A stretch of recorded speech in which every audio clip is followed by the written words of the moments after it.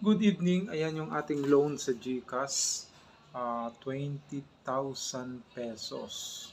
Ayan, sa panahon ng pangangailangan, makaka-loan ka sa GCash. Ayan, mag-comment lang kayo yung gustong matuto dyan mag-loan. Kaya gamitin nyo yung GCash pang bayad ng mga bill, Meralco, water, no? Kahit ano, sa mga bill natin sa mga wifi, sa mga motor, no? Nagbabayad tayo.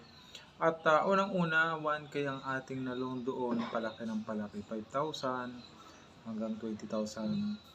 At yan, matatapos na ako.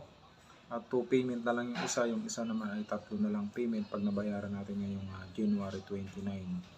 Ayan, nakikita niyo yung picture. Kaya yung mga gustong gamitan ng GCash, makapag-loan kayo, gamitin nyo ng gamitin yan. Kasi isang araw, palaki ng palaki ang inyong malulun. Ayan ha, don't forget to share yung mga gustong matuto, mag-loan sa GCash.